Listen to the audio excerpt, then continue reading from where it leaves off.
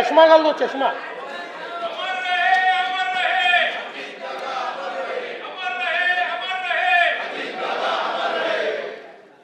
माननीय अध्यक्ष महोदय, मी आज या सभागृहासमोर सन 2026-27 या वर्षाचा अर्थसंकल्प सादर करण्याकरता उभा आहे. हा अर्थसंकल्प केवळ आगामी वर्षाचा जमा खर्च नसून तो विकसित महाराष्ट्र 2047 कडे जाणाऱ्या आपल्या प्रवासाचा एक महत्त्वाचा टप्पा आहे. आपल्या सर्वांचे आराध्य दैवत युगपुरुष छत्रपती शिवाजी महाराज, धर्मवीर स्वराज्य रक्षक छत्रपती संभाजी महाराज, स्वराज्य जननी जिजाऊ माँसाहेब, छत्रपती राजश्री शाहू महाराज, महामानव डॉक्टर बाबासाहेब आंबेडकर, राजमाता पुण्यश्लोक अहिल्यादेवी होळकर, क्रांतिज्योती सावित्रीबाई फुले, साहित्यरत्न लोकशाहीर अण्णाभाऊ साठे या सर्व महामानवांना मी अभिवादन करतो. आधुनिक भारतातील सामाजिक क्रांतीचे अग्रदूत, थोर समाज सुधारक व मानवी ज्योतिराव फुले यांच्या जन्माला 11 एप्रिल 200 वर्ष पूर्ण होत आहेत. त्यानिमित्ताने सन 2026-27 या वर्षात महात्मा फुले यांच्या कार्याचा गौरव करण्यासाठी एक समिती स्थापन करून विविध सामाजिक उपक्रम राबविण्यात येतील व त्यासाठी आवश्यक निधी उपलब्ध करून देण्यात येईल. संत गाडगेबाबा यांचे हे 150वे जयंती वर्ष आहे. त्यानिमित्ताने संत गाडगेबाबा यांचे जन्मस्थळ, कर्मभूमी व अंतिम श्रद्धास्थान या ठिकाणांना एकत्रित जोडून संत गाडगेबाबा तीर्थक्षेत्र सर्किट विकसित करण्यात येईल. ग्रामीण भागाच्या सर्वसमावेशक विकासासाठी प्रमुख राज्यस्तरीय अभियाने एकत्रित करून संत गाडगेबाबा ग्राम समृद्धी अभियान राबविण्यात येईल. तसेच संत गाडगेबाबा उन्नत ग्राम योजनेअंतर्गत 75 गावांमध्ये कृत्रिम बुद्धिमत्तेच्या सहाय्याने नागरिकांचे जीवनमान उंचवण्यासाठी पथदर्शी प्रकल्प राबविण्यात येईल.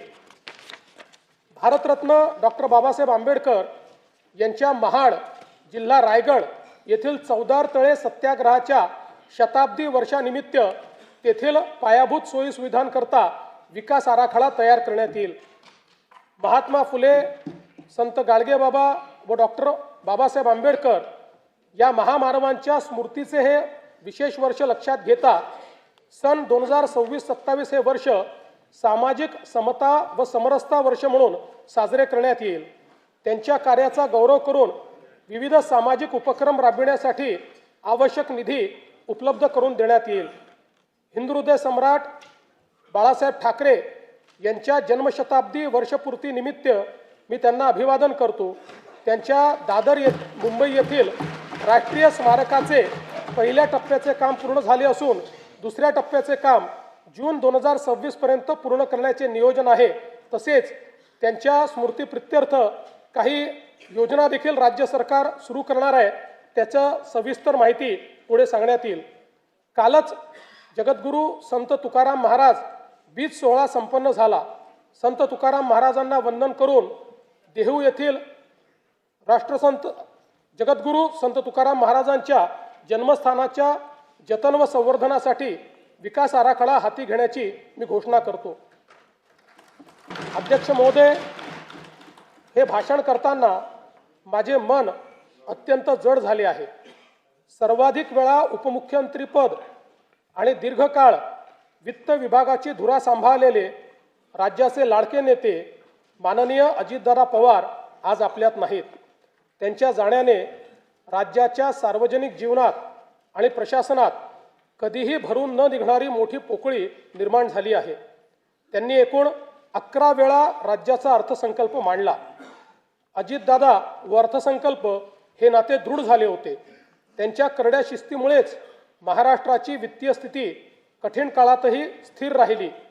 काम करणारा माणूस ही त्यांची ओळख आणि त्यांनी दिलेली विकासाची दिशा आजही आपल्याला प्रेरणा देत आहे. त्यांना श्रद्धांजली म्हणून सर्व मान्यवरांशी चर्चा करून त्यांच्या व्यक्तिमत्वाला साजेसे भव्य स्मारक उभारण्यात येईल.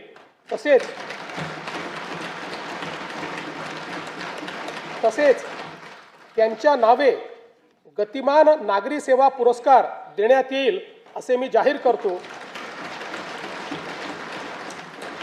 दिवंगत अजितदादांच्या स्मृतींना आजचा हा अर्थसंकल्प मी समर्पित करतो। स्थानिक स्वराज्य संस्थांच्या निवडणुकीत जनतेने महायुतीवर अभूतपूर्व विश्वास दाखवला, त्याबद्दल मी तमाम जनतेचे आभार मानतो। स्थानिक स्वराज्य संस्थांच्या प्रगतीसाठी महायुती सरकार कटिबद्ध राहील याची मी ग्वाही देतो। 16व्या केंद्रीय वित्त आयोगाने केलेल्या शिफारसीनुसार पुढील 5 वर्षांमध्ये राज्यासाठी भरीव निधी प्राप्त होणार असून आपत्ती व्यवस्थापनासाठी केंद्र शासनाने वाढीव निधी देण्याबाबत राज्याची मागणी मान्य केली, याबद्दल मी भारताचे प्रधानमंत्री श्री नरेंद्र मोदीजी यांचे मनपूर्वक आभार मानतो। राज्य शासनाने देखील 6व्या वित्त आयोगाची स्थापना केली होती। या वित्त आयोगाने विहित वेळेमध्ये आपला अहवाल सादर केला, याकरिता आयोगाचे अध्यक्ष व सदस्य यांचे मी अभिनंदन करतो व त्यांना धन्यवाद देतो। हा अहवाल कृती अहवालासह माननीय राज्यपालांच्या मान्यतेनंतर पुढील अधिवेशनात सभागृहाच्या पटलावर ठेवण्याची कारवाई करण्यात येईल। आयोगाच्या शिफारसींचा अभ्यास करून प्रशासकीय सुधारणा व आर्थिक विकेंद्रीकरणाच्या माध्यमातून स्थानिक स्वराज्य संस्था सक्षम करण्याची कारवाई करण्यात येईल। 1 फेब्रुवारी 2026 रोजी केंद्र शासनाने युवा केंद्रित अर्थसंकल्प सादर केला। त्यात महाराष्ट्रातील पायाभूत सुविधांचा वेगाने विकास करण्याकरता भरीव अर्थसहाय्य केले आहे। मुंबई पुणे व पुणे हैदराबाद या प्रस्तावित जलदगती रेल्वे प्रकल्पांमुळे सकल राज्य उत्पादनात मोठी वाढ होण्यास मदत होणार आहे। राज्यातील जनतेच्या वतीने मी भारताचे लोकप्रिय पंतप्रधान माननीय नरेंद्र मोदीजी यांचे मनपूर्वक आभार मानतो। महाराष्ट्र हे देशाचे आर्थिक इंजिन असल्याने विकसित भारत 2047 च्या स्वप्नपूर्तीत आपला वाटा सर्वात मोठा असेल। राज्याची अर्थव्यवस्था सन 2047 पर्यंत $5 ट्रिलियन करणे हे राज्याचे मुख्य ध्येय आहे। या ध्येयाची पूर्तता करण्याच्या दृष्टीने विकसित महाराष्ट्र 2047 चे विजन डॉक्युमेंट जाहीर करण्यात आले आहे।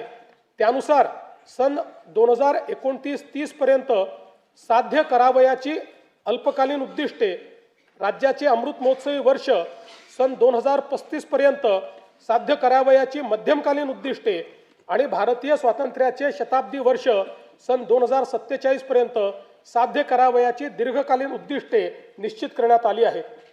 राज्याच्या प्रादेशिक संतुलित विकासाला चालना देण्याकरता 4 प्रमुख स्तंभ ठरवण्यात आले आहेत। 1 प्रगतिशील, दुसरं शाश्वत, तिसरं सर्वसमावेशक आणि चौथं सुशासन। या 4 स्तंभाच्या अंतर्गत 16 उपक्षेत्रे निश्चित करण्यात आली आहेत। सन 2047 साली विकसित महाराष्ट्राची इमारत उभी करण्याकरिता इथून पुढे येणाऱ्या सर्व अर्थसंकल्पात विकसित महाराष्ट्राच्या संकल्पाचे प्रतिबिंब दिसणार आहे। या संकल्पाची दिशा कशी असेल हे या वर्षीच्या अर्थसंकल्पात मी स्पष्ट करणार आहे। जब इरादा बना लिया है ऊंची उड़ान का, भास्कर राव, जब इरादा बना लिया है ऊंची उड़ान का, फिर देखना फिजूल है कद आसमान का।